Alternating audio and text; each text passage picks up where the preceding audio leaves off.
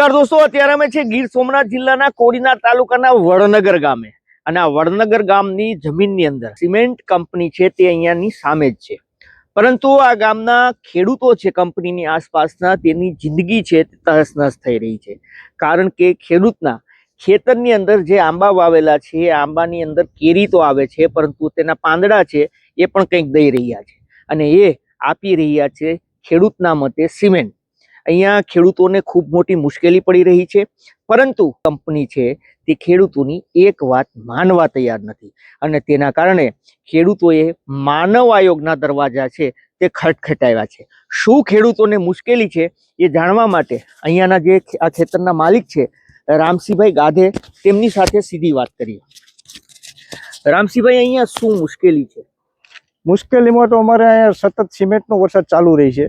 શિયાળામાં 2-3 મહિના થોડી રાહત રહી, બાકી 8 થી 9 મહિના સતત અમારી ઉપર સિમેન્ટનું ચાલુ રહી છે. એના કારણે શું પ્રોબ્લેમ? એના કારણે આ તમારી સામે છે, અહીંયા જો આ બધું પૂરું ચોમાસું આની ઉપર ગયું છે, છતાં પણ આ ધોવાણ થયેલ નથી. આ જે સિમેન્ટ છે એ તમને બતાવું, આ એક જ પત્તાની. આના હિસાબે પ્રકાશ સંશ્લેષણની ક્રિયા અટકી જાય છે અને અમારે જે ઉત્પાદન મળવું જોઈએ, જે વિકાસ થવો જોઈએ છોડનો, એ બધું જ કઈ થતું નથી. રામસિંહભાઈ, હું એક વાત કહું, આવા પાંદડા ઉપર તો ધૂળોય બાંધેલી હોય છે, તો તમે કેમ કહો છો કે સિમેન્ટ છે? સિમેન્ટ કંપની અમારી નજીક, મારા સર્વે નંબરમાં જે સર્વે નંબર 281 છે એનો સર્વે નંબર 281 એની પાસે પડશે.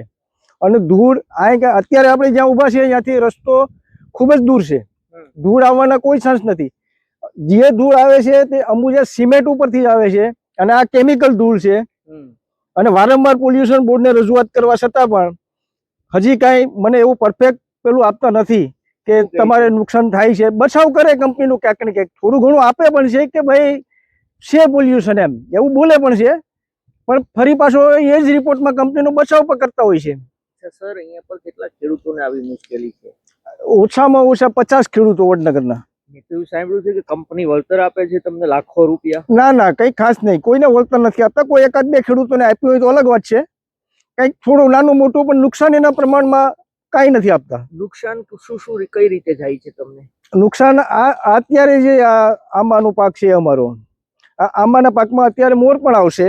શિયાળો છે એટલે થોડું અમને રાહત રહી, હવા પૂર્વની હોય એટલે, અને મોર આવશે, થોડી નાની ખાકટી પણ થશે અને જેવી હોળી આવશે, કેરીને પાકતા ઓછામાં ઓછા 5 મહિના લાગે.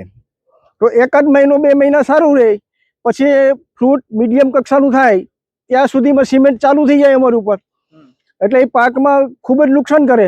ઉતારો ઓછો થઈ જાય, એમનો ભાવ ન મળે. તમે રજૂઆત કરો છો કંપનીને, પોલીસને, મામલતદારને, બધાને રજૂઆત કરી છે, બધાને રજૂઆત કરી છે. માનવ આયોગમાં અત્યારે મેં અરજી પણ કરી છે અને માનવ આયોગમાં મારો કેસ પણ ચાલે છે. એમાં ઘણી તારીખો પડી છે, પણ હજી પોલ્યુશન બોર્ડ એમને બતાવી દે છે કે અમે ત્યાં જઈ આવ્યા. મને રૂબરૂ મળ્યા નથી.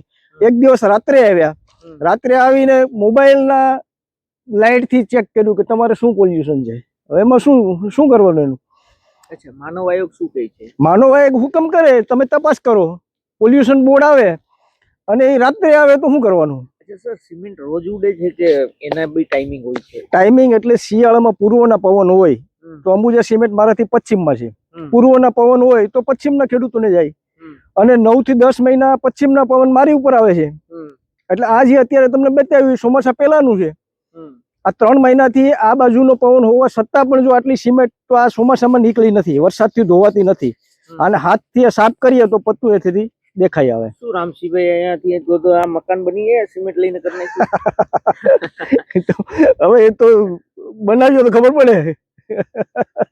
અચ્છા, મને એ કહો કે મેં તો સાંભળ્યું કે કંપની નજીક આવે આપણી આસપાસ તો લોકો ખુશ થતા હોય કે કામ મળશે, રોજગારી મળશે. ચોક્કસ રોજગાર મળવો જોઈએ. તમે દુખી કેમ છો? અત્યારે તો અમારા ગામમાં ઘણા લોકોને છૂટાઈ કરી દીધા છે, જે પહેલા નોકરી કરતા એને છૂટાઈ કરી દીધા છે અને રોજગાર આપવાને બદલે છીનવી લીધો છે. અચ્છા, તમારી માંગણી શું છે?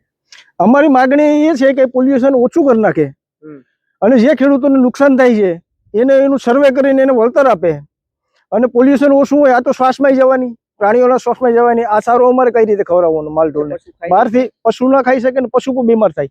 અમારે બહારથી વેચાતું લેવું પડે, એક તો અમારું ઉત્પાદન ઓછું થાય, પ્લસ અમે બહારથી વેચાતું લઈએ એટલે ડબલ માર પડે આર્થિક રીતે અમને. એટલે મુશ્કેલી ખૂબ જ છે એમ. એ છે કે ખેડૂતનું કહેવું છે કે આ આંબાનો બગીચો છે તેની અંદર સિમેન્ટથી ભરાયેલો છે તેવું ખેડૂતનું કહેવું છે અને તેને ખૂબ મોટું નુકસાન જાય છે. તે તમામ જગ્યાએ તેણે રજૂઆત કરી છે પરંતુ રિઝલ્ટ શૂન્ય આવે છે. શું કારણે શૂન્ય આવે છે તે તમામ લોકો જાણે છે, પરંતુ સવાલ એ છે કે આ એક રાક્ષસી કંપનીના કારણે અનેક ખેડૂતો છે તેની રોજીરોટી ઉપર અસર પડી રહી છે, જેને લઈને આ ખેડૂતો માંગ કરી રહ્યા છે કે કાયદેસર કાર્યવાહી કરવામાં આવે અને આ ડસ્ટિંગ છે તે બંધ કરાવવામાં આવે. બીજું એ કે આ રાક્ષસી કંપનીના કારણે કોડીનારની અંદર કેટલા ખેડૂતો પીડિત છે, કેટલા ખેડૂતો મુશ્કેલી ભોગવી રહ્યા છે. મારું નામ ઉત્તમ ગાધે છે અને મેં વડનગર ગામના નિવાસી છે. મારું ઉંમર છે 24 વર્ષ અને મેં ભણતર કરી છે ગ્રેજ્યુએશન અને માસ્ટર્સ બંને એન્વાયરમેન્ટમાં. એનું એક જ રીઝન છે કે પાછળ તમે આ કંપની જોઈ શકો છો. આ કંપની ઘણા વર્ષથી આ સાઈડ આ એરફ્લો વર્ષમાં મોસ્ટ ઓફ 8 મહિના આ સાઈડ જ હોય છે, સિઝનલ એરફ્લો. એના લીધે આ જેટલું પોલ્યુશન હોય છે, સિલિકા ડસ્ટ હોય છે, અંદર મોટું પાવર પ્લાન્ટ છે. આ અંબુજા સિમેન્ટ સૌથી મોટું યુનિટ છે, ઇન્ડિયાનું સૌથી મોટું યુનિટ. એટલે પાવર પ્લાન્ટની જે કોલસો હોય છે, સિલિકા ડસ્ટ હોય છે, તમે આ જો આ લીફની કન્ડિશન જોઈ શકો છો, આમાં કેટલું ડસ્ટ ડિપોઝિશન થયેલું છે. આ છે એ કોલસાનો ભાગ છે, તમે બ્લેક જોઈ શકો છો, અને વ્હાઇટ છે સિમેન્ટ ડિપોઝિશન. એટલે અકોર્ડિંગ ટુ માય સ્ટડી, એટલે અત્યાર સુધી જેટલો હું ભણેલો ગણેલો છું એમાં અમને એટલી ખબર પડે છે કે આ ડસ્ટ ડિપોઝિશનના લીધે સ્ટોમેટા જે હોય, જે આ લીફની અંદર જે સેલ હોય, જે ફોટોસિન્થેસિસ કરતા હોય, તે એનું એફિશિયન્સી ના આવે. હવે આ ઝાડ છે, આ ઝાડ અહીં પ્રદૂષણના લીધે આ પ્રદૂષિત ઝાડ છે અને આની જે સેમ જગ્યાએ 25 કિલોમીટર દૂર ચોખ્ખા વાતાવરણમાં આ ઝાડ હોય તો તમે વર્ષનું અનુમાન લગાડો, 5 વર્ષમાં જે ગ્રોથ થવો જોઈએ એના કરતાં આનો ગ્રોથ 75 થી 70% જ હોય છે. એવી ઘણી બધી સ્ટડીઝ અલગ અલગ જગ્યાની થયેલી છે. એટલે અમારી માંગ એવી છે, અમે ઘણી બધી જગ્યાએ આ જેમ પણ પોલ્યુશન કંટ્રોલ બોર્ડ હોય છે, ઘણા બધા લોકલ આયોગ હોય છે, એવી રીતે આજુબાજુના ઘણા ખેડૂતોએ એવી માંગ કરેલી છે કે આ પોલ્યુશન થાય છે તો એનું ઇવેલ્યુએશન થાય સરખી રીતે સરકારશ્રી અને પોલ્યુશન બોર્ડ ધ્યાન આપે, આ કંપનીને સમજાવે અને જે ખેડૂતને નુકસાન થાય છે એ નુકસાનને કમ્પન્સેટ કરે અને આ પોલ્યુશન ઓછું કરે. વાત ખાલી ઝાડવાની કે આ વાવેતરની નથી, વાત છે આપણા સ્વાસ્થ્યની, પશુના સ્વાસ્થ્યની. આ અહીંયા જે આ તમે જોઈ શકો છો, આ સાઈડ ચારો છે, આ જે છે ખડ, આ ખડના પાંદડા ઉપર પણ કેટલી ડસ્ટ હશે, એ આખા વર્ષમાં કેટલી ગાય ભેંસના મોઢામાં જતી હશે, તેના લીધે કેટલું નુકસાન થતું હશે. એ બધું સરખી રીતે બધું ઇવોલ્યુએશન થાય, કાયદેસર કોઈની સાઈડ કોઈની અપેક્ષા ના લેવાય.